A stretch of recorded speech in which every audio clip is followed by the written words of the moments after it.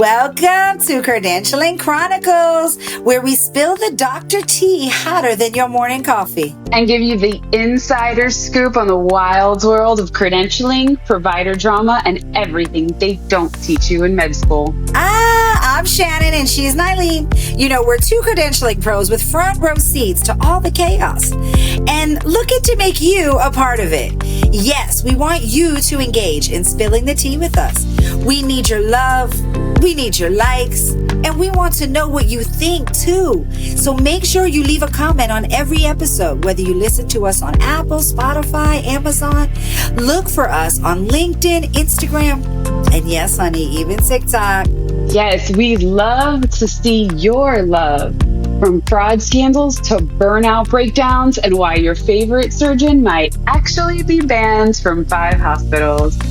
We've got all the gossip and the practical advice to keep you out of trouble and ahead of the game. So grab your coffee, your compliance checklist, and maybe a lawyer, and let's get into it.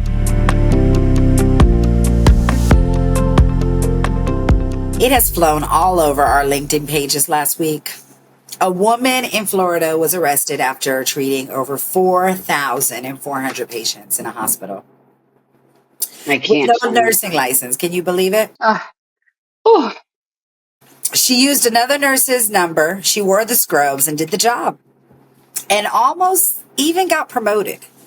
That's not a Netflix plot that we're talking about today. That's Advent Health Palm Coast. And this is all current from 2023 to 2025 because, you know, as we all know, we've seen it all last week. Authorities say she failed the licensing exam, but the system still let her touch thousands of patients before anyone noticed. We're not guessing. This is from the actual sheriff at ABC, People, and the nursing press. We'll link every source that we have below. Yes. So we're going to get into some receipts, and I just want to be real about this because if you're in the credentialing world, you've seen it posted on LinkedIn, but for our patients out there, if you haven't listened to the news or if you're under a rock, we wanted to bring a current event to you guys to highlight the importance of, in this case, yes, it was HR, but it rolls into the idea of credentialing, right? Because HR does not do credentialing. They do have their own verification process, They're not allowed but to. it's okay. Right. They still need to run verifications. So we're going to talk about the points of verifications and how this can kind of like slip through the cracks and what we can do to make sure that we're not allowing this in our organization or to any of our higher level doctors.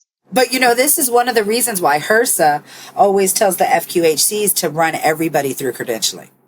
Oh, girl, don't open that can of worms. But I'm saying it is one because a lot of rural clinics, and so they know that it's safer just running them all through credentialing because they're going to get that monitoring aspect as well. This episode of Credentialing Chronicles is sponsored by Med Elevate Solutions, your partner in turning healthcare chaos into operational clarity. With deep expertise in ASC, hospital, or physician office operations, clinical workflows, and compliance, their team helps you work smarter, not harder. Learn more at medelevatesolutions.com, simplifying processes, amplifying outcomes, one facility at a time. So let's get some timeline. Let's get some receipts. Let's see what actually happened. She was hired in July of 2023, fired January 2025, arrested in August 5th. So we're just a couple of days off of that. They calculated she treated over 4,000 patients, allegedly, because remember, we're innocent and still proven guilty. And she was using somebody else's license number, and then she was considered for a promotion before this whole discovery happened. Which is crazy. She was doing a good job, right?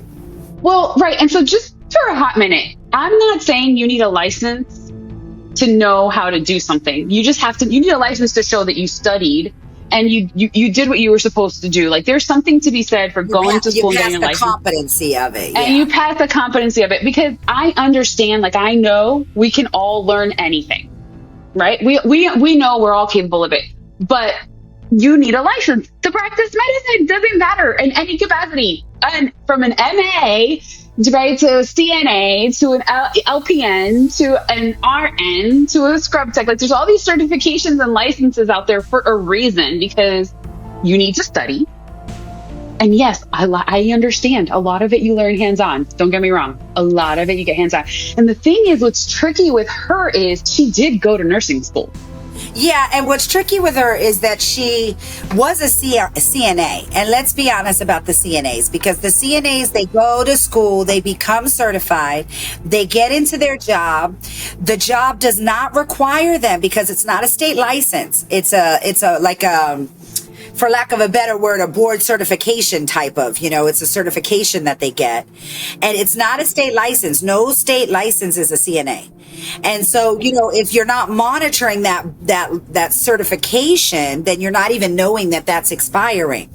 Right. Well, and the CNAs do a lot of work. They help the nurses with so much. Yeah, yes, they do. Yes. They're seeing the medications, even though they're not administering, they're seeing them. They're seeing how the nurses are handling the patients. A lot of the times they're the ones who clean the patients, who move the patients, who ambulate the patients, right? Yes. Yes, exactly. She would have already not only the etiquette, right? Or the way of speaking or the medical terminology, right? So she's not just coming like cold off the grid. So she actually tried to take her nursing license exam and she failed it. Like she should have studied it a little bit harder. Now, what's interesting is she kept trying for the license and then she actually passed it, which makes me sad for her because she passed and she did eventually get a real RN license, but for the last 2 years, she'd be using a fake one. So she couldn't even switch over once she had passed? No, because listen to the story. She lied to say that she had 2 years ago. So she used the license number belonging to another nurse that had the same first name. So she explained that the different last name was because, she got recently married, so she didn't get a chance to update her license. So HR kind of just said, she's so nice. I'm sure she'll get it to us. We're too busy. We have 5,000 nurses. We have 5,000 employees. We don't got time. She'll get it to us. No problem. She never provided the proof of that quote unquote marriage name change. Right. And so what happened was she was up for a promotion. So they're pulling the file. They're like, hey, let's check this out a minute. Because everybody got to get called to the piper at some point, right? Yes. And then it turns out also that other person was hired as an advanced nurse technician, using that other license or something like that. But she was working for the same company, just at a different facility. So they were both working for Advent. Yes.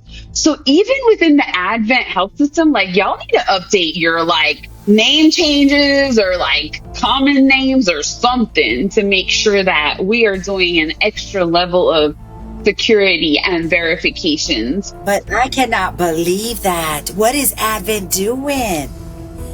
Well, obviously they fired her. Now I'm sure they're blowing up everywhere. So everybody's talking about them. I'm sure they're changing policies, procedures. I'm sure people are getting fired. So it'd be interesting to watch the case and see what happens.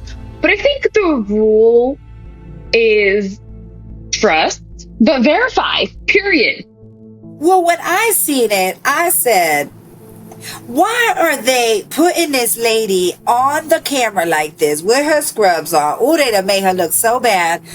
And we have seen so many doctors do worse. And what do they let them do? Quietly, take their license away. Quietly cancel their license. Quietly leave the facility. And I thought, where is that's not really equal, right? Because I understand she did something. She did, no class, all access. But we've had so many other people do no class, all access type of stuff too, right, Niley? We've seen it so many times. Yeah, no, for sure. And that's a good point. So let's talk a little bit about HR. What do you think about HR? Well, HR doesn't do what credentialing does. We're allowed to go a lot deeper. We're allowed to ask things that credentialing people aren't allowed to ask. So the question is where is their priority on the primary source verification? Where is the priority on the continually monitoring, and making sure that the I's are dotted and the T's are crossed? She should never have been hired without that marriage certificate. You know how many doctors?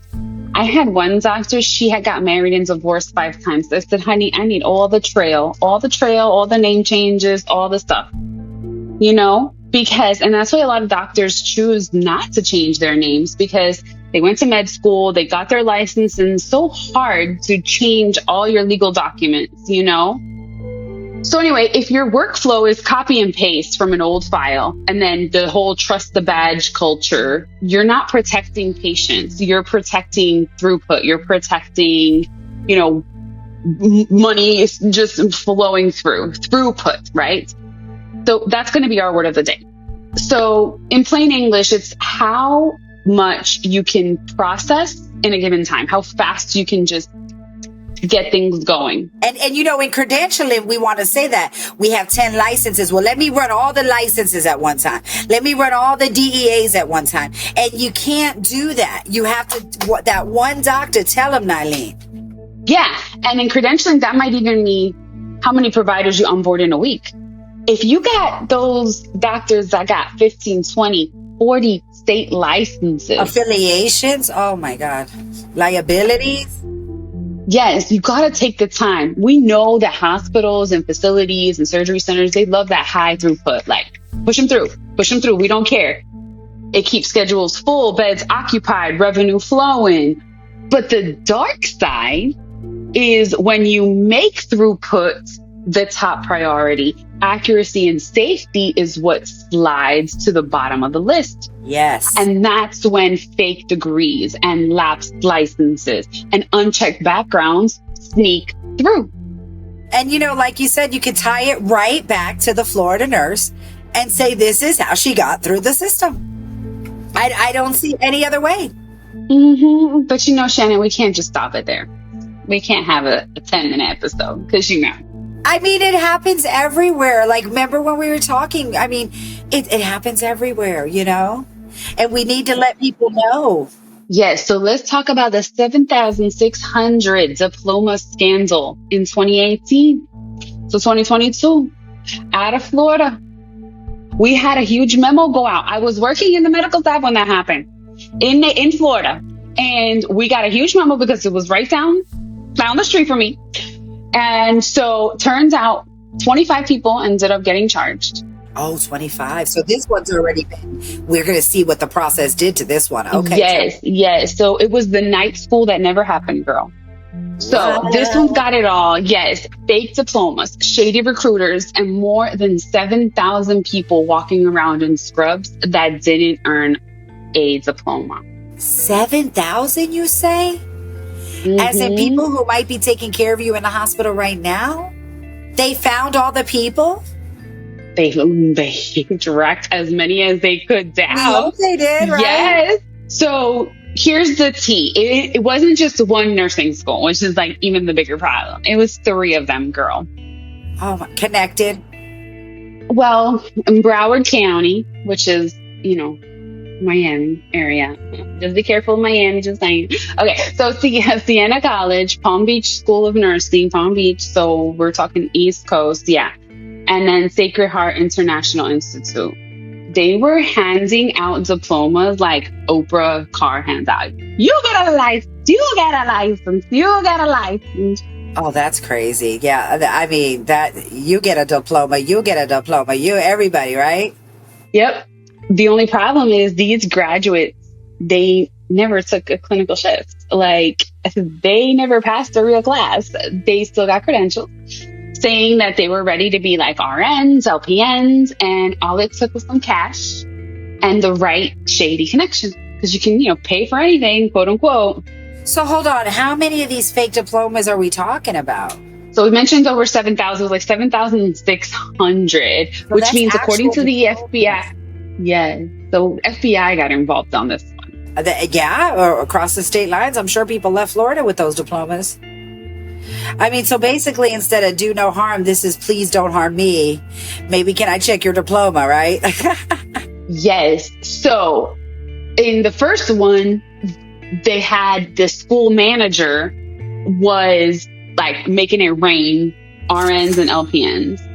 In Palm Beach, the owner who already pled guilty, plus 2 employees, had like recruiters all the way from Florida to New York to kind of just say, hey, if you pay us and we'll get you, expedite this.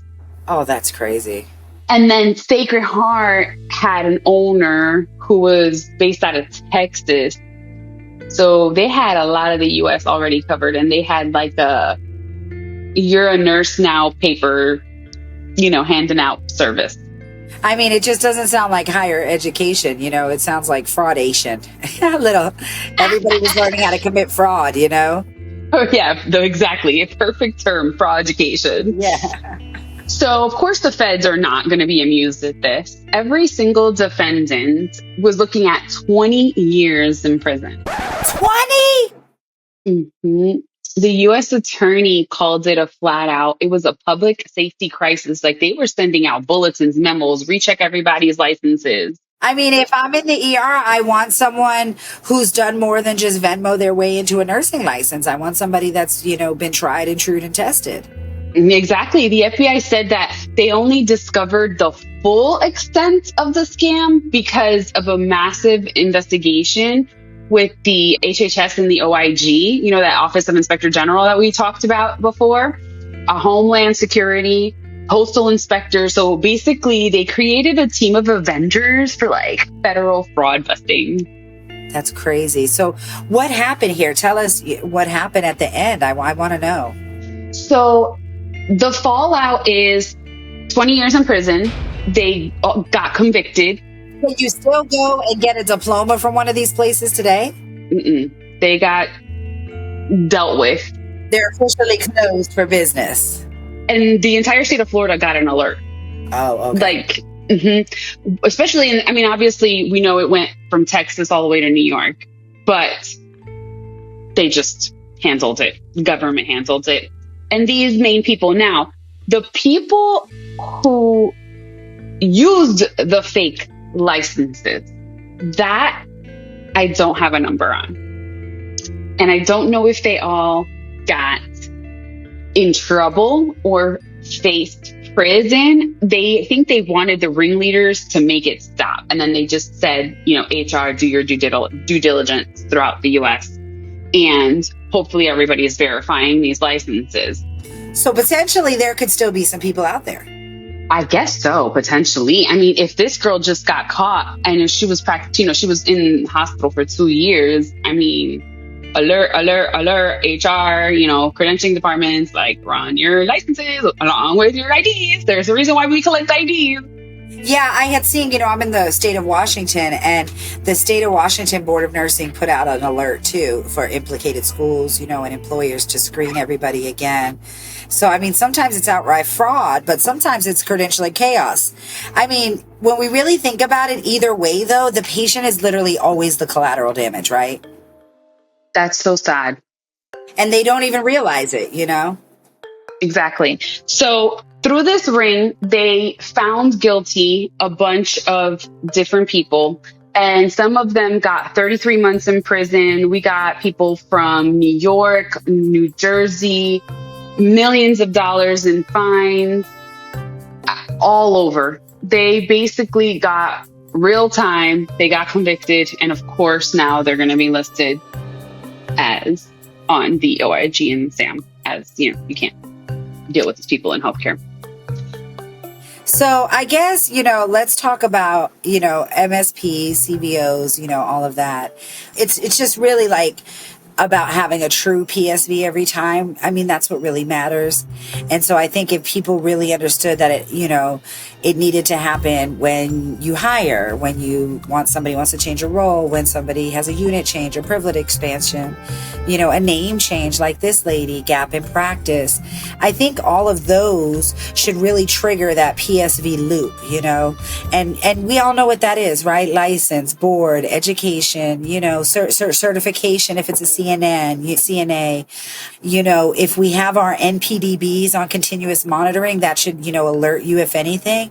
But if you're doing that one-time NPDB query, then you have to kind of that needs to be part of your loop as well, because you're not catching anything on continuous.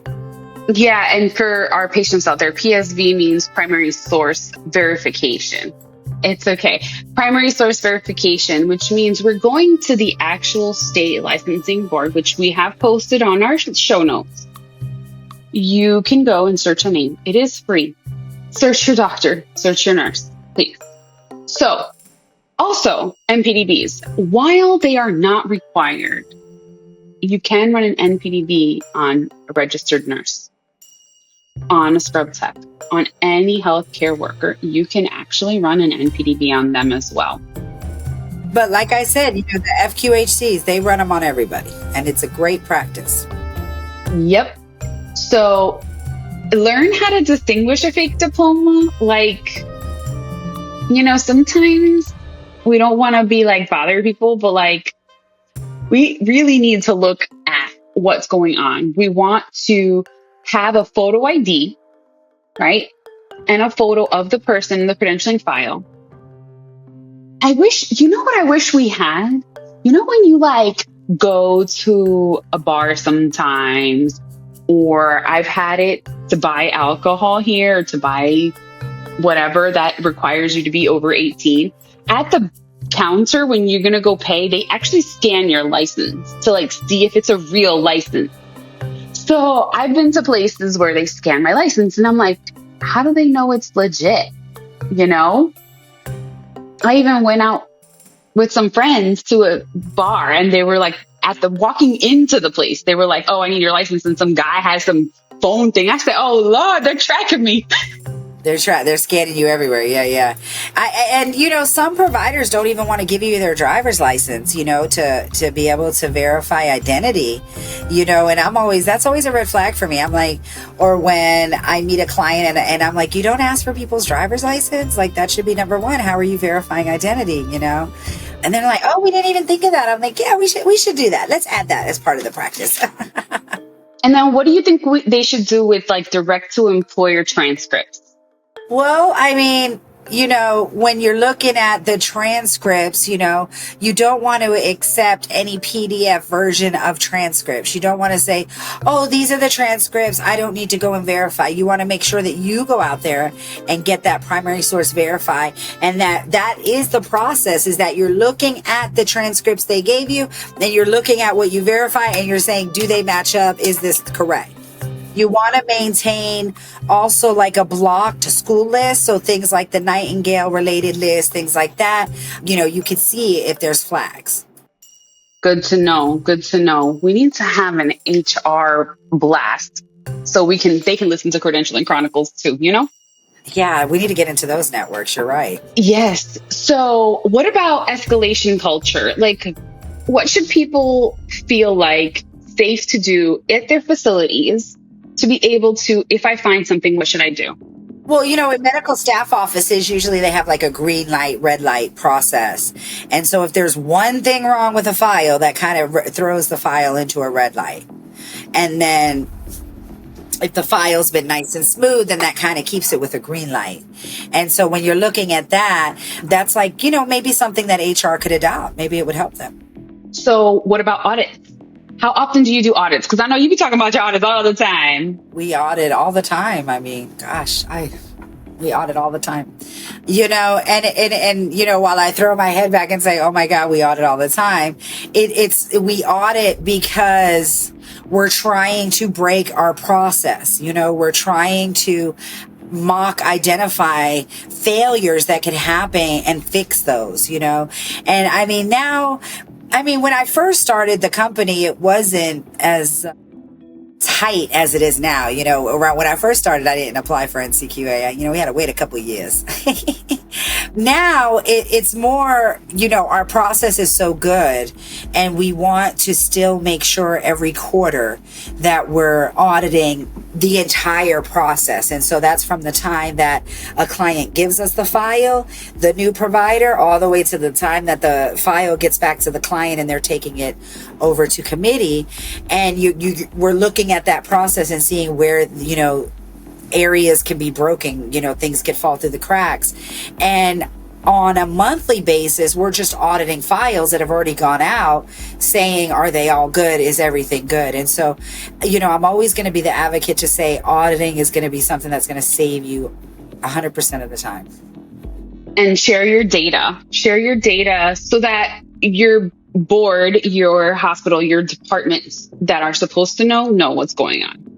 Yeah, sometimes HR will say, oh, no, we can't share anything with medical staff. And medical staff will say, oh, we can't share anything with HR. And it's like, you guys are in the same hospital. Like, you have to share things. If one person catches something and the other person doesn't know and they don't catch it, then now what? We're all at risk. So really make sure you're writing policies so that you can share interdepartmentally. Yep. And have that rapid alert system. So when something happens, when you catch a fraud, feel safe enough and have that system in place. We have disaster drills all the time. Why can't we have a disaster drill for like a fake license? Like, that is a really big problem. You either pay now in consistency and continued audits, or you pay later in lawsuits and headlines. I mean, how many times do we see that, Nylene? It's crazy. So, Shannon, yes, the Florida arrest situation isn't a glitch. Okay. I think it's a mirror. Fake degrees and all of this all access providers thrive where systems trust paperwork more than proof. If you work in medical staff services, if you work in HR, you guys are the last line, right? Today's show notes are going to have the receipts. We're going to drop the links to the, articles and stuff. So you see the Florida arrest and kind of can follow along, see what's going on with her. We're going to talk about Operation Nightingale, state board responses, tighten your primary source verification processes, keep on with your continuous checks, do your background checks, run your MPDBs, run the red team drills. Like, have a plan. That is a disaster. So quiet rigor saves lives. You can even have it where you're pulling a live board verification for every nurse on tonight's roster. If you have to take it to that level and do that, then you have proof that you are doing the hard work.